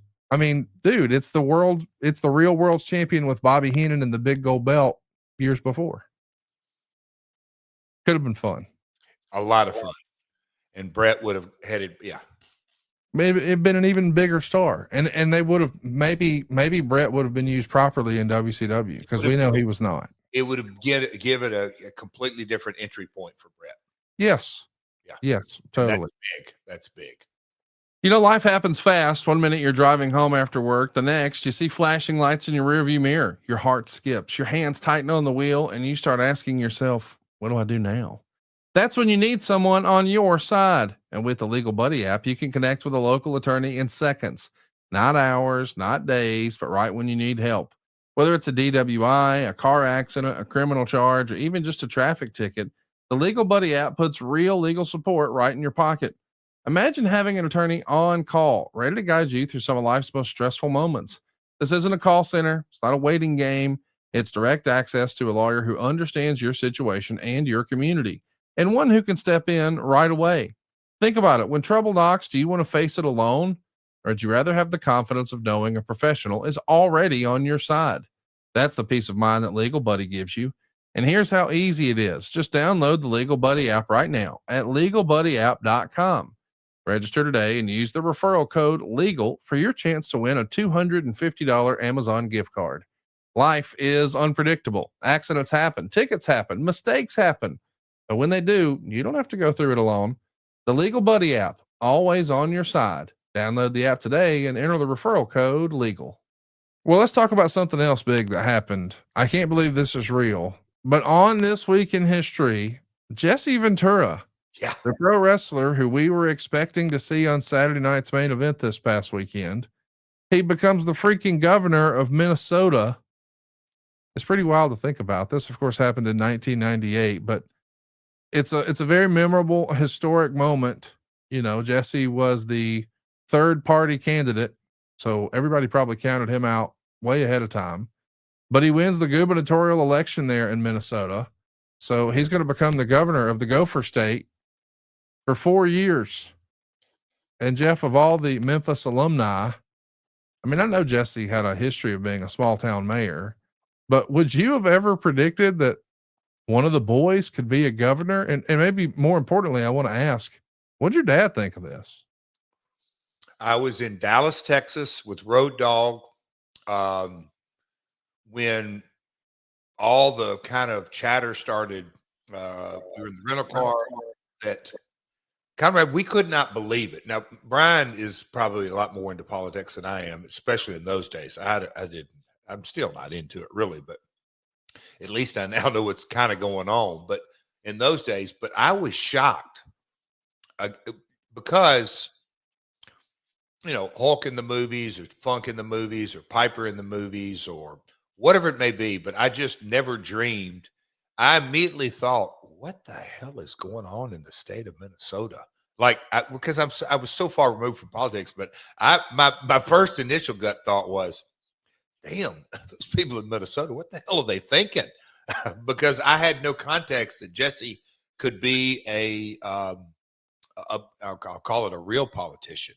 But that may be one of the things that I just kind of went, oh, this is interesting. But when I saw, I guess you could say, his acceptance speech and some different things up to that point, I peripherally knew I think he was running, but okay, there's no way he's going to win. And when he won, and when I kind of watched some of those comments, I said, damn, that's a hell of a promo. But it was cool. I mean, my dad always spoke fondly of him.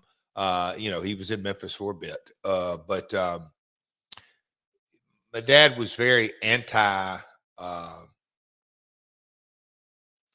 How do I say it? He always had the mindset, and and he probably got it from his mom, so my grandmother, is don't vote for the party, vote for the man. And my dad was a big believer in that, especially over the last 8-10 years, having conversation with my dad in that, you know, getting into the DNA of politicians. Don't really assume you know anything about them, regardless of what party they're from. He encouraged that, and he wanted me to encourage others. Like, Dad, I'm staying out of politics. But yeah, Jesse winning was a shock to me back in the day. I do want to ask, you know, was there a sense of pride, you know, because once upon a time, and listen, you lived it, I didn't, but I imagine that there was a large portion of, you know, the locker room Oh, who maybe would experience some sort of, oh, you do that? Like, people maybe thumb their nose at professional wrestling, or they look down at it or whatever. Now, don't get me wrong. We know there's a lot of hardcore supporters like the ones listening to this podcast, but there are obviously critics who think it's lowbrow or they're negative or whatever it may be. But for this to happen to a phony wrestler, and now he's the freaking governor of a state, like, that feels like validation on some level. It has to, right? I've lived with my mom till I was in junior high school. Conrad, up to that point, I can assure you, I don't know how many times, and as I, you know, third, fourth, or when I was really young, it was, shoot, I thought it was the coolest thing in the world. And then you go to school and other kids find out your dad's a wrestler, and they start laughing at you and making fun of you, and poking fun at you, you know. And I'm going to school with different, oh, my dad's this or my dad's that. And oh, Jeff's dad does that. He, you know, he's on Saturday nights. It was a 4-letter word, big time. But as you know, as the years went on, I learned to almost, and I'll say it, you know, you gotta, as a sixth grade, seventh grade, you kind of have to kind of learn to go, okay, this is different, because, you know, my dad was never around in those days at my school, and so there was not a lot of context. They saw my mom, you know, and I would go out in summers or weekends, and, you know, back in those days, South Nashville to Hendersonville was a hell of a trip. But yeah, so when he won, I do believe, and it's been a long time coming, but I think Jesse was one of the first to really truly transcend, because Hollywood is a different thing, action heroes and all that.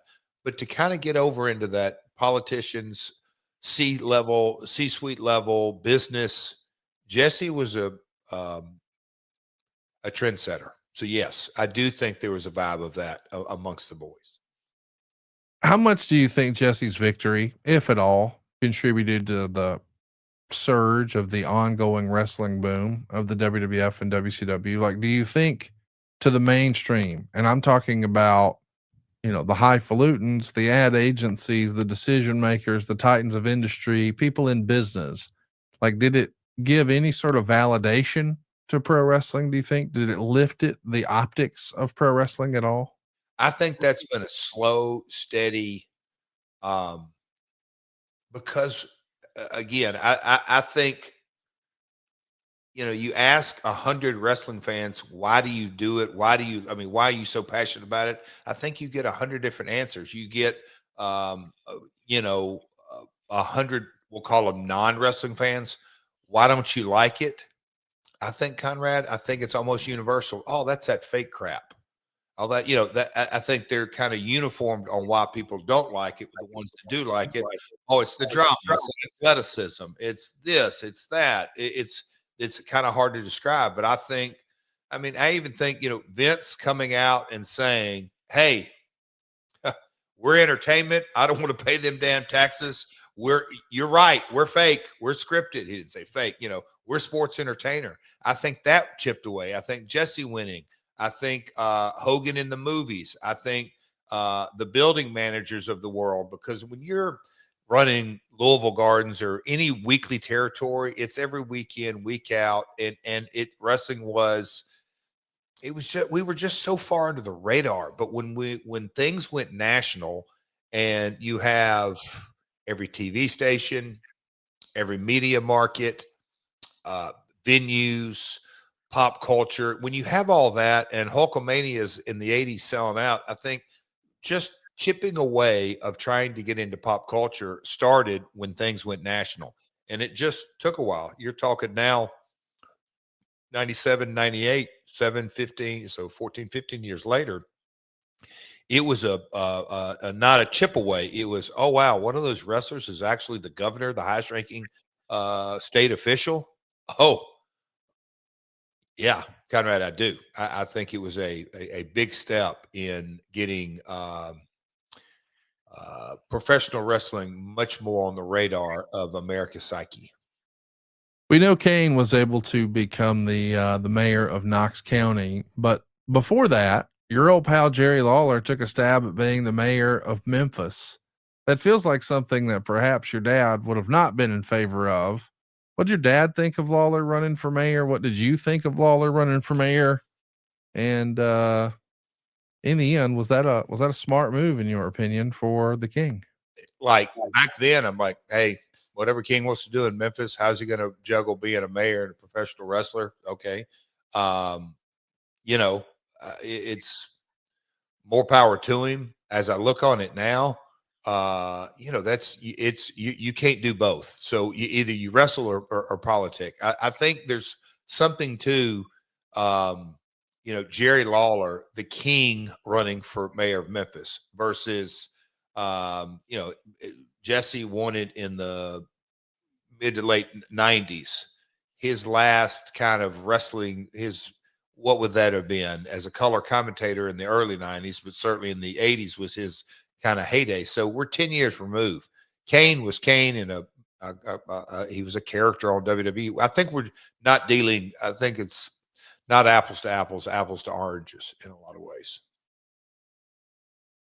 Well, we know for sure that Jesse's been the only governor in the history of wrestling. Do you think somebody else could do it? Like, I know once upon a time, Cody joked around that he had political aspirations.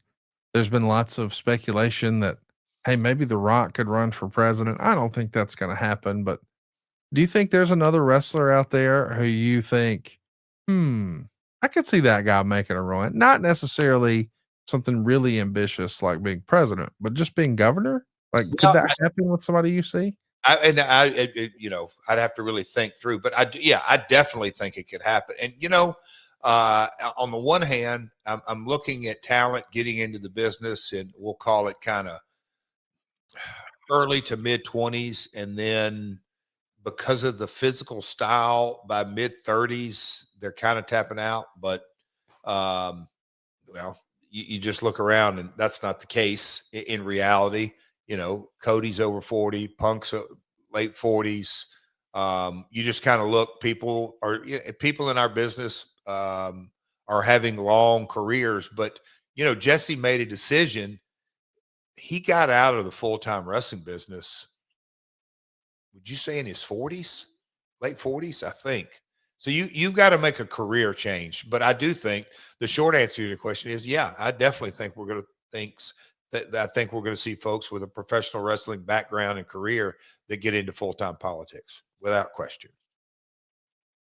Who do you think would make a great politician? Let us know in the comments below. Who could you see being the next governor here in America that's used to wear tights and tie up the wrestling boots. It's kind of crazy to think that Jesse Ventura was a trailblazer, but he sure was. Who could be next? We know Kane did it at the mayoral level, but governor, it's a stretch. Who would you pick? Let's put it in the comments. Hey, did you know you can own for less than your current rent? We can help at savewithconrad.com.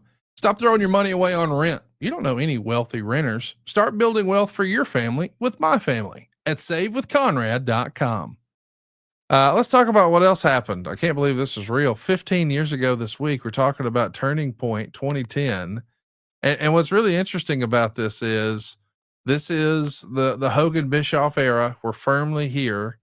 Jeff Hardy has retained the TNA World Championship over Matt Morgan. That headlined the show. But the real main event, at least for the purposes of our show, is the semifinal spot where you beat Samoa Joe by technical submission. You make him pass out to his own favorite hold. I'm of course talking about the rear naked choke. And you definitely didn't beat and choke him with a nightstick right before the finish. That's all rumor and innuendo. But I guess what I'm really mostly excited about talking about again here on the show is Jeff Jarrett, MMA enthusiast. This is something that's brought up online, even 15 years later, with a lot of fondness these days. First things first, how much did you enjoy working with Joe? It was like he worked a much different style from a lot of your greatest rivalries, but it did feel like you guys had chemistry. How would you rank your chemistry with him relative to a different style X Division guy, like maybe an AJ Styles? I thought from the time, I mean, as a heel, working with Joe is a dream, because watch him today sell everything. And it's the guys, there's a reason guys that start stacking up years in this business because they just know a little bit about what they're doing. And Joe can sell his ass off, and he knows how to sell and not die. I'm giving the old wrestling terms, but he really is a pro's pro at protecting himself, but selling his opponent, believable, tell a story. The nightstick thing, it just all kind of gelled here. God, and I, you know, how all this seeds. You have to help me, Conrad. What would you say? Who were the top 3 stars in MMA in during this time frame? Was Ronda? Or is that No, not yet. I don't think. I don't think so either. So Tito would have been gone. 2011, 2012. I'm just trying to think if just George St. Pierre. Oh wow, okay, but Shane Velasquez, Brock Lesnar. I don't know. Maybe, but anyway, I guess what I'm saying is the 2000s, the meteoric rise. MMA was that they had definitely turning point. They had turned the corner. They were mainstream, and I think the kind of the whole genesis of the Double J MMA was, how do we kind of do the wrestling version of that in an entertaining way? Well, who in the hell would have ever thought old Double J would have done it? But man, it was a lot of fun. I really got into it. Did Jeff Jarrett, MMA enthusiast, or Double J MMA, did all that come directly out of your brain? Who else on the creative team would you have been workshopping some of this creative with? Well, that little vignette that we shot down locally, and those kids now they're up in college, but in the dojo, that was Jeff and old JB, done very quickly. So the magic of Mr. Borash. But Russo was involved in this. You talking about the storyline and the character. You know, Kurt, I'm not saying he was a part of the character development, but there was a big, you know, that run and that build during it all. And I'll just say Russo and the creative guys. You know, at that point I was talent only as far as the creative process. I was doing international and live events day to day. So yeah, it was something collaborative, but the original part came from the creative room. Is it fair to say that this was, and I mean this as a compliment, among one of the most Tennessee storylines you got to do in TNA. I mean, this does feel like they could have ran this on Memphis TV with Lance Russell way back when. Oh, come on now, Jeff. I mean, that just feels, this whole storyline feels very Memphis to me. It's interesting.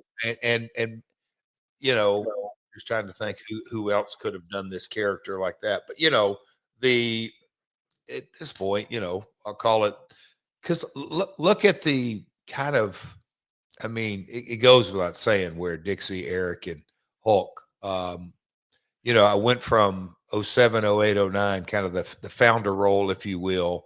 And then, you know, they put me in the hairnet, cleaning toilets and this and that. And it was just kind of, in my opinion, kind of one disaster after another on some things. And they just kind of, in a way, fell into this.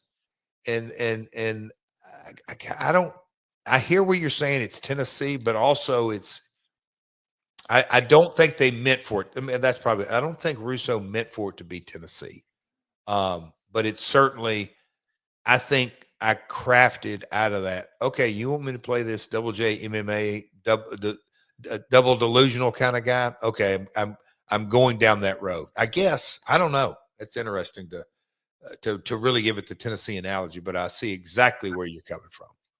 Why do you think this storyline is so fondly remembered, Jeff? I mean, why do you think MMA Jeff, MMA Double J, Jeff Jarrett, MMA enthusiast? It feels like anytime we bring that up to somebody, it brings a smile to their face. Why did it work so well? Why did it resonate so well? And do you think that that's something, whatever it was that made it so attractive and memorable, that's something wrestling should be looking for today, don't you think?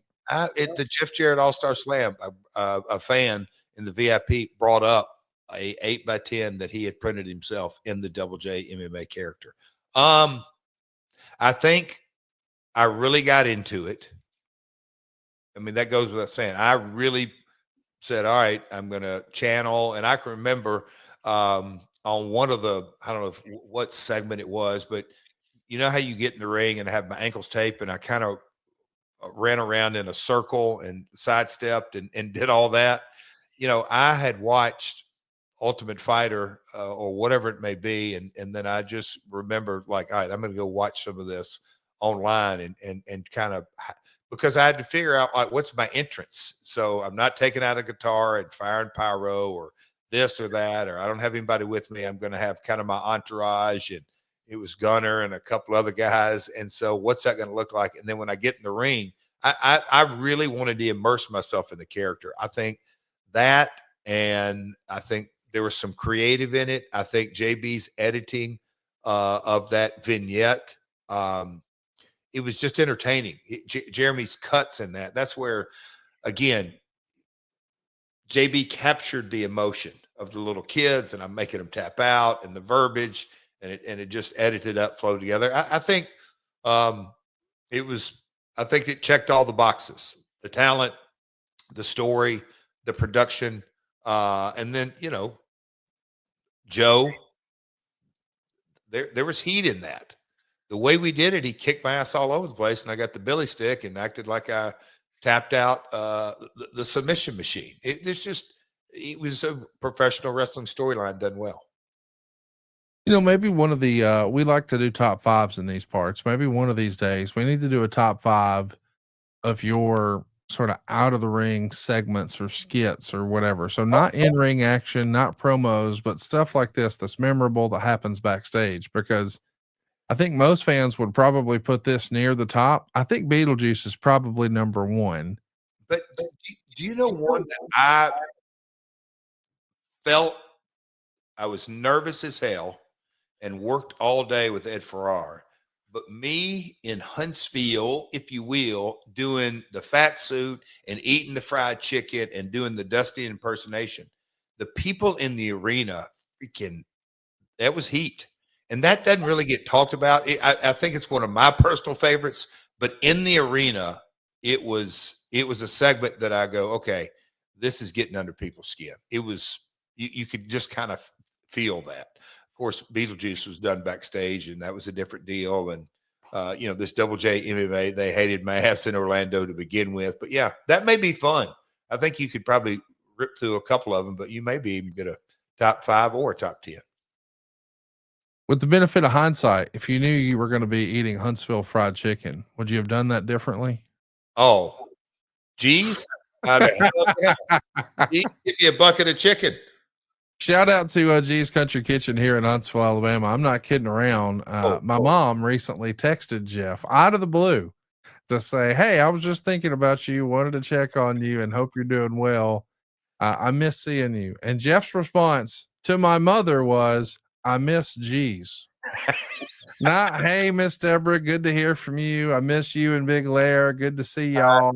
No. Just nope. Hey, this lady's from Huntsville. And when I think of missing Huntsville, it ain't Connie, it ain't Debbie, it ain't Larry.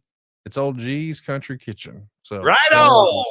It is the best damn food. Oh, Jesus. It's the best meat and 3. It's the best soul food in the state of Alabama. I'd put it up against anybody's fried chicken, but we'll talk about that next week here on the program. We're going to be breaking down Jeff's 5 best pay-per-view matches in history. We want you to drop your suggestions. What do you think is on the list for Jeff's top 5 of his best pay-per-view matches? Now that would encompass all of his WWF stuff, all of his WCW stuff, all of his TNA stuff, and all of his AEW stuff. Hell, for that matter, I think there was a New Japan match too. Drop it below. What are your top 5 Jeff Jarrett pay-per-view matches? And man, we're going to have a lot of fun next week.